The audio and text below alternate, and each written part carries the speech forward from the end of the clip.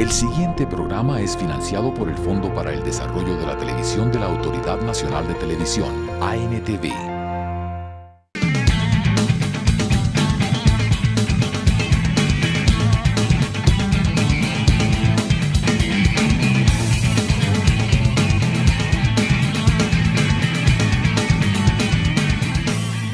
Ha sucedido un hecho sensible y lamentable. Otto Morales Benítez falleció en las últimas horas. Colombia y el mundo lo conocieron por su entrega a la investigación de la cultura y a la promoción de la misma, por su elevado espíritu patriótico, por su profundo conocimiento de las ciencias sociales y las ciencias jurídicas, por su desvelo en la búsqueda de la convivencia y de la paz en Colombia, por ser también uno de los más prolíficos escritores, ensayistas que Colombia tuvo en la segunda mitad del siglo anterior y en los años que van del siglo XXI. El alma colombiana se sobrecoge con esta infausta noticia y por esa razón el programa institucional de la Secretaría General del Senado de la República, Congreso y Sociedad, quiere rendirle un homenaje a este colombiano superior, a este hombre grande, por su obra vital, por su pensamiento, por su militancia incorruptible en las ideas del liberalismo clásico, por sus aportes al engrandecimiento del alma nacional. Vamos a presentar entonces lo que podría ser la última entrevista periodística televisiva que concedió el maestro Otto Morales Benítez, precisamente a este programa, que es el programa de todos los colombianos. Queremos registrar nuestra congoja que acompaña al Congreso de la República. Otto Morales fue senador, representante, ministro en varias ocasiones y se distinguió por su probidad, su rectitud y su eficiencia. Esos son los colombianos que nosotros debemos poner como ejemplo.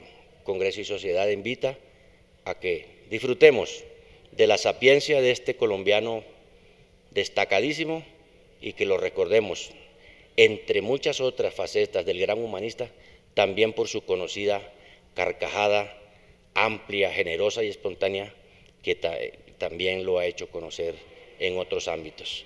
Disfruten este programa y nuestra solidaridad con la familia de Otto Morales Benítez.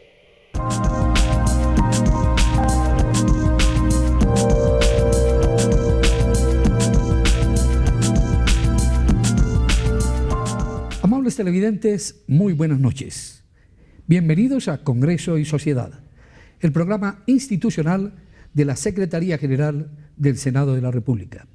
Hoy tenemos el orgullo y el privilegio de tener como invitado especial de nuestro programa a un gran colombiano, un símbolo vivo de la nacionalidad, Otto Morales Benítez, escritor, intelectual, humanista, hombre de Estado. A sus 93 años es reconocido como una de las mentes más lúcidas del país. Abogado en pleno ejercicio, es miembro de número de las academias de Historia, de la Lengua y de la Jurisprudencia.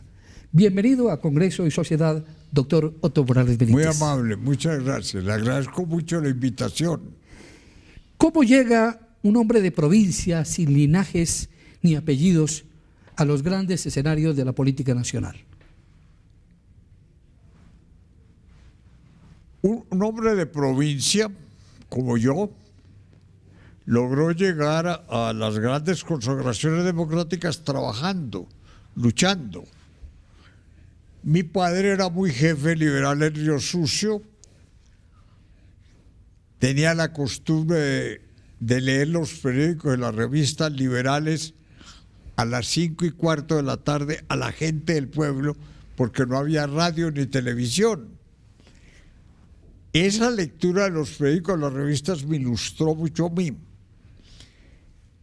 En ese momento, la Dirección Liberal Nacional escribía unas largas cartas a los directorios departamentales que a la vez ellos repartían a los directorios municipales, explicando qué estaba haciendo el gobierno.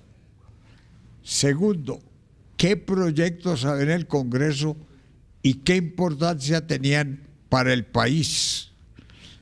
Todo eso lo leíamos, lo examinamos Y yo organicé un grupo de gente joven de mi misma edad, teníamos 13 años, que se llamó La Guardia Roja, en la cual nos leíamos y nos aprendíamos todas esas circulares, los editoriales del periódico que eran muy bien hechos y además los periódicos tenían sentido político, eran liberales o eran conservadores.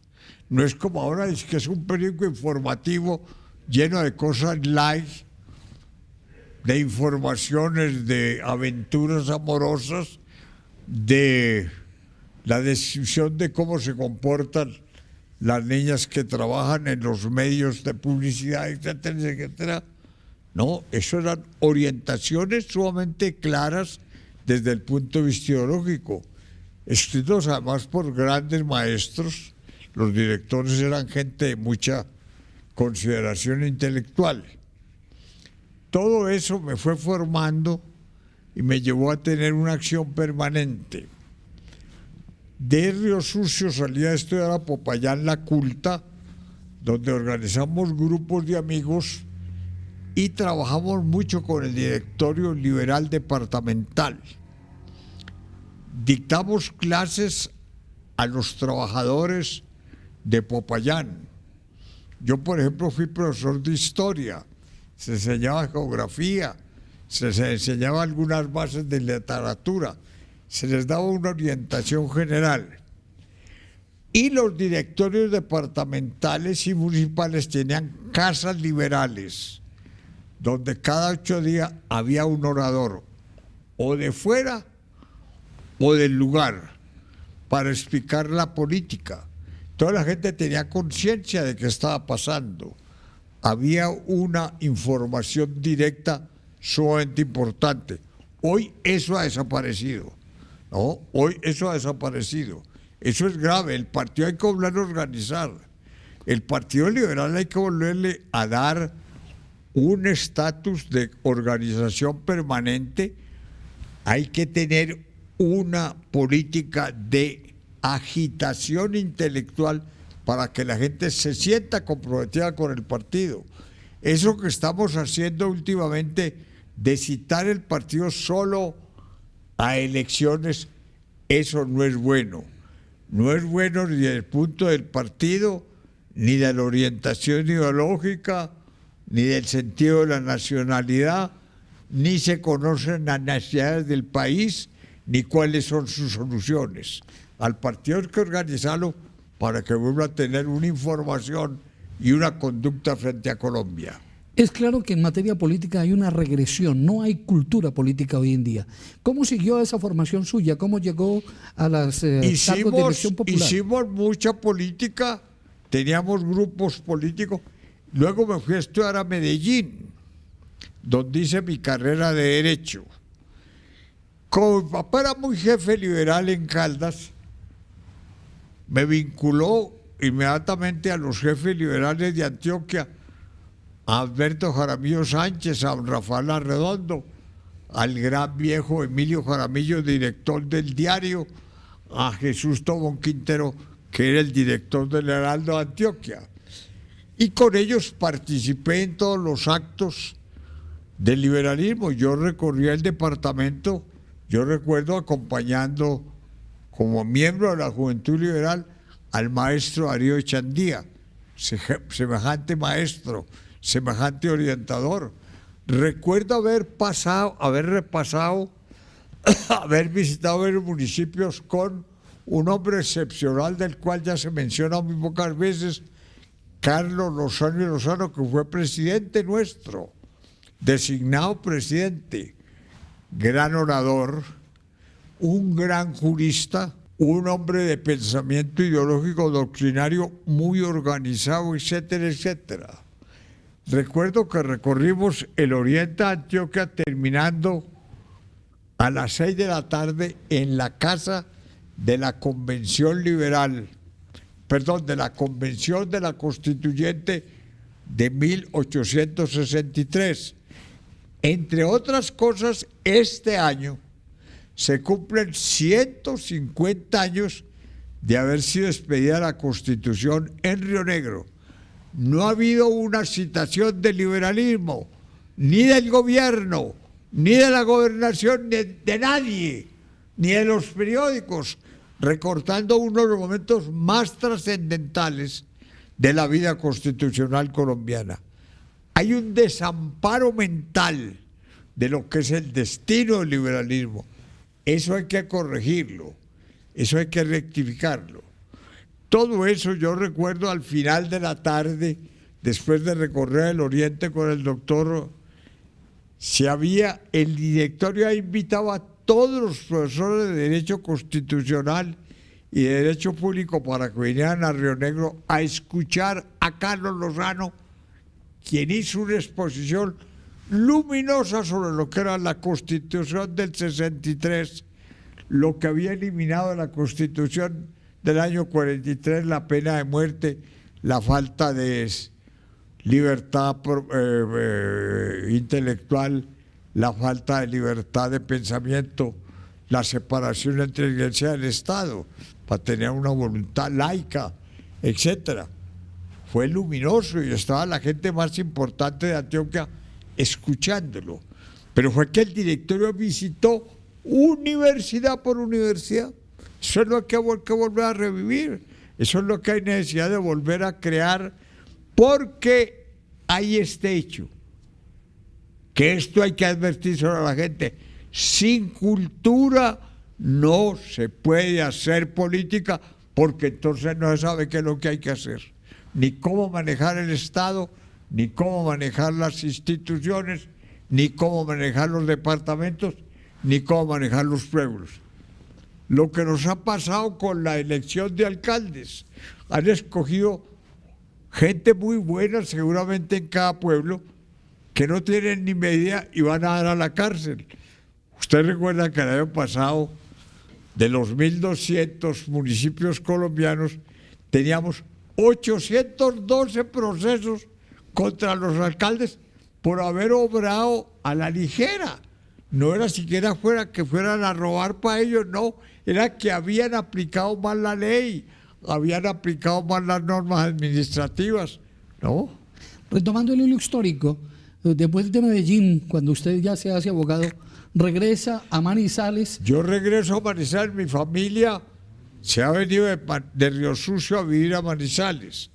Yo regreso a Manizales y me nombra el directorio liberal Yo había hecho mucha política tanto en Río Sucio como en Popayán, como en Medellín. Entonces, cuando regresé, el directorio liberal departamental me nombró jefe liberal de debate departamental, con una situación muy difícil.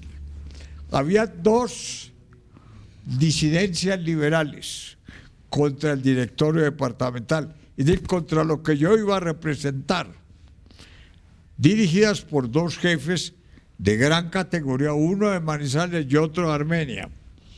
Yo sabía que eso era sumamente complicado, tuve mucho temor de poder fracasar, me dediqué a trabajar. ¿Qué fue lo que hice? Dedicarme a viajar pueblo por pueblo. Primero a conocer la gente y luego a conocer las necesidades de cada municipio para que el gobierno departamental las ayudara a modificar y poder el gobierno departamental, de acuerdo con los informes que yo llevaba, poder pedirle auxilio al gobierno nacional. De suerte que eso me dio un impulso extraordinario. Pasé prácticamente 4 meses montado en un carro y durmiendo en un carro para llegar a los pueblos y poder tener contacto con la gente. No se puede hacer política sin conocer a los dirigentes. En esa época había una cosa muy hermosa que también acabó con ella, el clientelismo liberal. Habían grandes jefes en cada municipio. Eran gente muy respetables, eran comerciantes, eran abogados, eran agricultores, eran hombres de negocios, que eran los jefes del partido. Tenían su vida independiente, no pedían nada, no solicitaban nada, no necesitaban nada del presupuesto, eran apóstoles del liberalismo. Era ejemplar toda la gente que yo conocí en esa época como jefe liberal de debate en el Gran Caldas, en Caldas, Risaralda y Quindío. Eran personalidades muy respetables. El clientelismo llegó y los destituyó y nombró unos tipos con la plata de las contralorías y se principió a pervertir la política liberal. Posteriormente ya viene su elección como representante del liberalismo a las corporaciones. En esta campaña de jefe del Partido Liberal en el departamento, a nadie le pedí nada, a nadie. Se reunió la convención liberal y alguien presentó una proposición de esto. En agradecimiento al esfuerzo que ha hecho Otto Morales Benítez, la convención lo proclama para primer renglón de la Cámara, sin yo exigirle a nadie un voto. Nunca he pedido votos, nunca, pero la gente me ha buscado, me ha proclamado, etcétera. Vine al Congreso, me tocó una época muy difícil porque fue en el 47, luego en el año 48, la muerte de Gaitán, ¿no? Todas las dificultades se crearon con la muerte de él porque era un líder social muy importante. Hablemos, doctor Otto, de esa figura mítica y legendaria. ¿Cómo fue el Jorge Eliezer Gaitán que usted conoció? Como le conté hace un rato, se hicieron dos manifestaciones, una en Pereira y otra en Manizales, en la fecha que Gaitán hizo aquí la manifestación del silencio, que fue una manifestación donde pronunció Oración por la Paz, que es uno de los textos más hermosos de Gaitán, pidiendo al gobierno que cesara la persecución al liberalismo. La violencia está montada con el ejército, la poesía y los pájaros contra el liberalismo. Cuando Gaitán habló aquí el 13 de febrero, ya había más de 300.000 muertos liberales en el país. La consigna era eliminar la mayoría del país. No lo lograron. ¿Oh? El 9 de abril es un momento muy culminante de la violencia, pero no comienza la violencia. Esa es una mentira conservadora, porque decir que comienza el 9 de abril es como decir, se justifica la violencia del gobierno porque hubo una rebelión en el país, una gran rebelión como consecuencia de la muerte de Gaitán. Como también otra mentira que propagan fue una guerra civil no declarada. ¿Guerra de quién contra quién? El liberalismo no estaba peleando contra nadie, el liberalismo no estaba en contra del gobierno, el liberalismo ni siquiera estaba haciendo oposición en el momento, se le estaba el Congreso, yo estaba en el Congreso, se le estaban entregando todas las armas que el gobierno pidió para poder gobernar en medio de las dificultades que produjo el 9 de abril. Pero no había guerra civil no declarada. La guerrilla liberal para defender en los municipios que no fueran despojados de la tierra y que los negocios liberales no desaparecieran, las cantinas, los almacenes, la venta de artículos, etcétera, etcétera, aparecieron 2 o 3 años después y después tomaron otro rumbo. Yo cuando entró toda la fuerza del comunismo a intervenir en las guerrillas, entonces cambió la orientación. Y esa violencia del año 46, iniciada por el gobierno, es lo que todavía nos tiene en esta tragedia de la violencia que se está tratando de superar con una política muy sabia y muy equilibrada y muy respetable del gobierno admirable de Juan Manuel Santos. Un diálogo amplio de reminiscencia histórica con Otto Morales Benítez. Ha ocupado todas las posiciones posibles en Colombia. Solamente le ha faltado ser presidente de la República. Vamos a algunos mensajes institucionales y ya regresamos aquí a Congreso y Sociedad.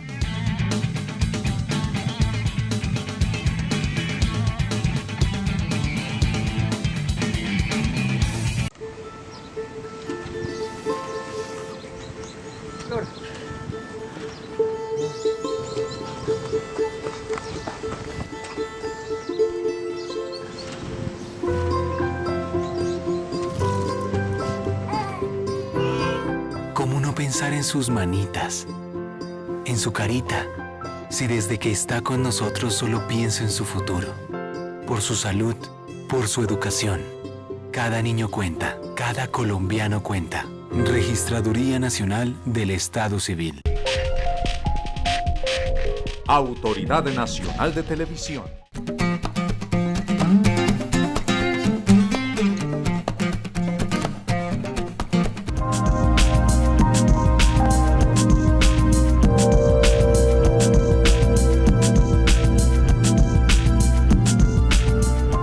Doctor Otto Morales Benítez, ¿era realmente el doctor Alfonso López Pumarejo un hombre grande? Se dice que sacó al país de la patria boba. López era un hombre excepcional, realmente excepcional. Yo no me tocó en el gobierno, ¿no? Un día yo era jefe del liberalismo en Caldas, presidente del directorio, cuando me avisaron que acababa de llegar al hotel de Manizales. Entonces yo llamé, comprobé, escribí una proposición de salud, etcétera, y me fui a entregársela. Fue la primera vez que lo vi, ¿no? Era un hombre alto, con una gran presencia humana, su rostro muy noble, ¿no? Sumamente elegante, muy bien vestido, la calidad de los paños, de las corbatas, de las camisas y la forma como manejaba la conversación. Me recibió, él había ido a visitar al doctor Juan Antonio Toro, médico, padre de Emilio Toro, el economista, que era muy amigo de López y estaba muy enfermo. Allí me estuvo contando toda su experiencia como cafetero en Manizales, donde compró café. Tenía una oficina al lado de don Manuel Mejía, el que luego fue gerente de la Federación de Cafeteros. Me dijo, no tenía amigos, no tenía amigas, sobre todo. Mi doctor Otto no tenía amigas. Entonces compré una ortofónica grande en Bogotá, conseguí los discos de amor más hermosos y a las 5 que terminaba mis labores le daba cuerda a la ortofónica, ponía discos, todas las muchachas empezaron a pasar y lentamente fui volviendo mi amigo de ellas. Eso me abrió la perspectiva social de Manizales. Y con los jefes liberales y los jefes conservadores discutíamos mucho la política nacional en el club. En esa época la moda en Colombia, tanto en Bogotá como en Manizales y en Medellín, la gran bebida era el brandy, ¿no? Yo introduje a Manizales el whisky. La primera caja de whisky que se llevó al club la llevé yo. Y dije, esto es lo que se toma, no esa bebida que es muy buena, pero muy eficaz, perturba las conversaciones. De suerte que todo eso lo estuvimos conversando. López, en la Convención Liberal de Apulo, en el año 29, dijo: el liberalismo debe prepararse para asumir el poder, cosa que nadie pensaba. Llevaba 45 años la dictadura de la regeneración conservadora de Núñez y de Caro manejando el país. Y los liberales se han acostumbrado a que simplemente adherían a uno de los candidatos conservadores. Él dijo, no más candidatos conservadores. Entonces Eduardo Santos, Francisco José Chaus, Gabriel Turbay y Roberto Botero Saldarriaga le pusieron un telegrama a Enrique Olaya Herrera, que era embajador nuestro en Estados Unidos, diciéndole: hay la perspectiva de que usted sea el candidato liberal. Estamos dispuestos a adelantar la batalla. Confirmen su decisión si viene y acepta la candidatura.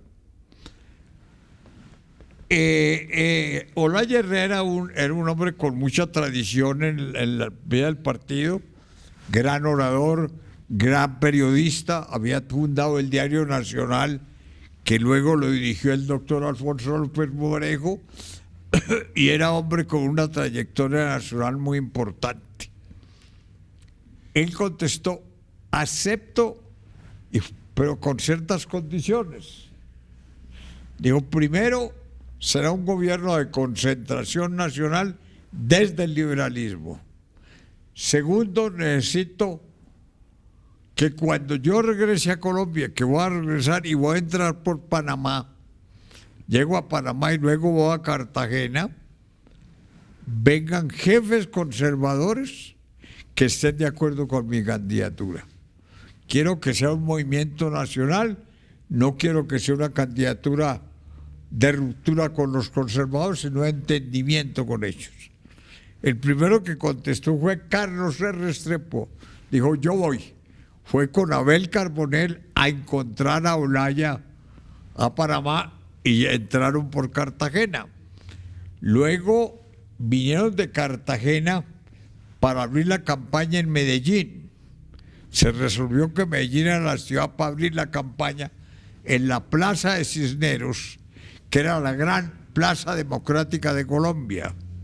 ¿Oh? Ahora han tratado de borrarla poniendo bombillos y poniendo cosas de luces con lo de que nadie se pueda reunir ahí porque tiene mala tradición para los gobiernos de Antioquia, porque ese era un centro liberal.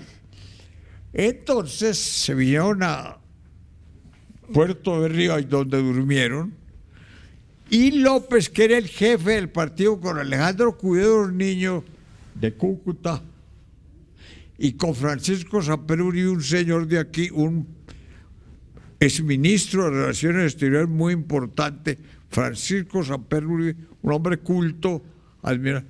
Ellos tres fueron a Puerto de Río. Y esa noche López dijo, no me gusta la concentración nacional, es un candidato liberal. Y hubo una gran conversación y dificultades. Y Olaya dijo, entonces me devuelvo. Si no es con la concentración, no participo. Todo eso se transó y se zanjó, llegando a un entendimiento al amanecer, por intervención de Eduardo Santos, que era un hombre de mucha cultura, con mucho tacto para manejar las situaciones, hasta que volvieron y se encontraron en Puerto de Río López y Olaya para seguir la campaña. Se vinieron en tren por todos los pueblos haciendo grandes manifestaciones. Primera vez que el Partido Liberal volvió a aparecer en las calles. Y ahí hubo una aparición de un hombre muy importante. En el pueblo de él habló el maestro Gerardo Molina, el que después conocimos. Fue la primera vez que apareció él haciendo un discurso de salud a Olaya. Olaya continuó la campaña y hubo otro hecho singularísimo, histórico, muy importante. Fue la primera vez que las mujeres participaron en política en Colombia.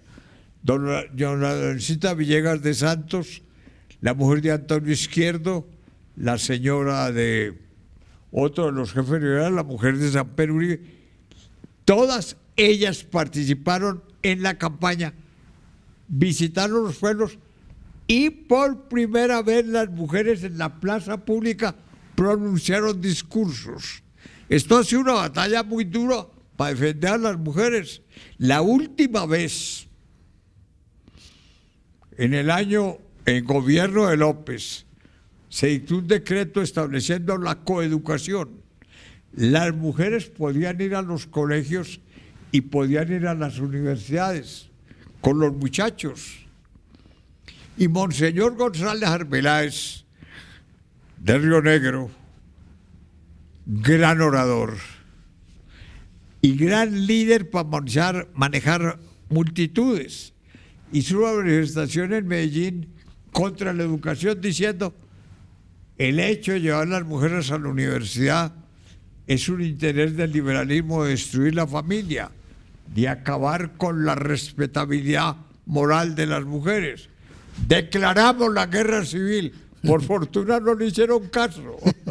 Doctor Y Otto, las mujeres hoy están metidas en todas las universidades con gran éxito cultural. con el doctor Otto Morales Benítez podríamos hablar incansablemente. Vamos a estudiar la posibilidad de hacer con él programas por capítulos temáticos Muy para bien, hablar cuando quiera, con el mayor gusto. de la historia del país. Vamos en este programa concretamente a terminarlo con una pregunta. Doctor Otto Morales, usted fue ministro de Trabajo, ministro de Agricultura, ha sido un liberal integral de tiempo completo.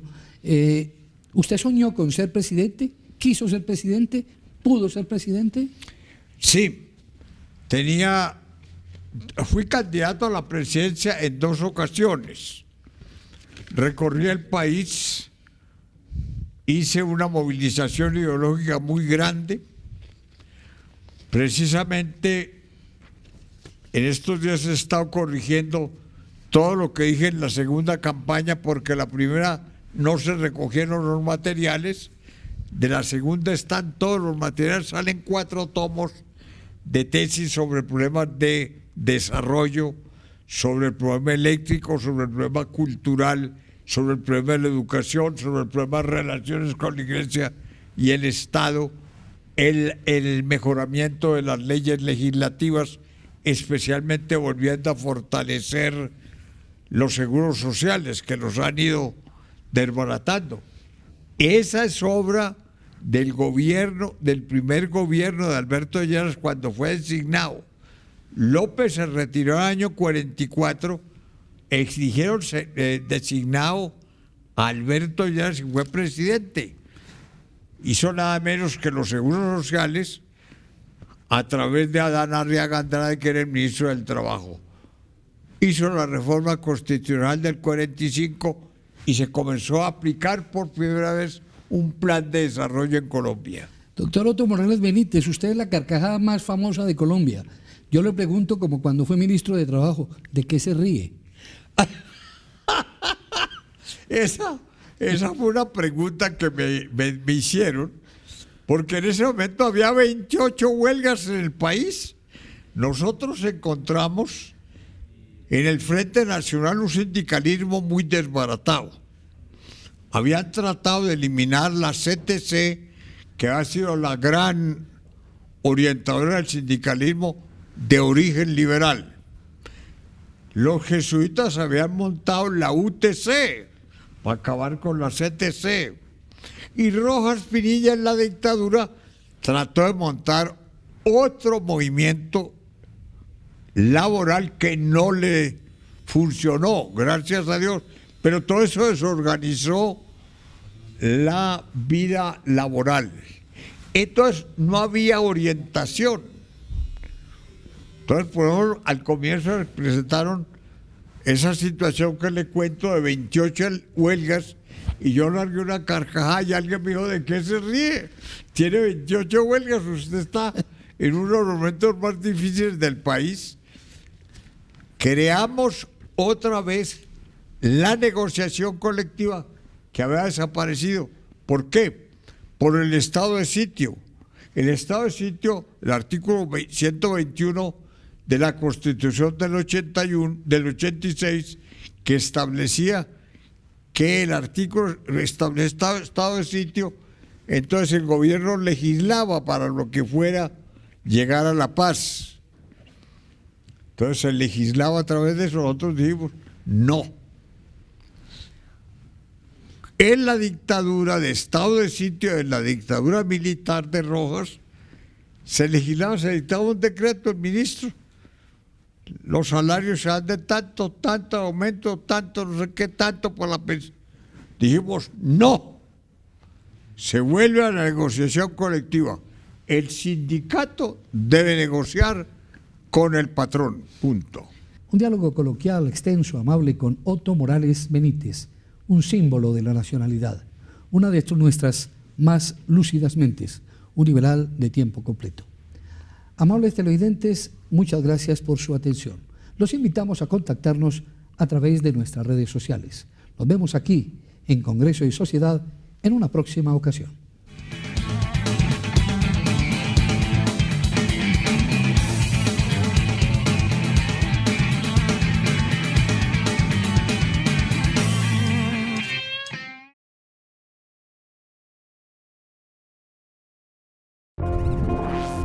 El anterior programa fue financiado por el Fondo para el Desarrollo de la Televisión de la Autoridad Nacional de Televisión, ANTV.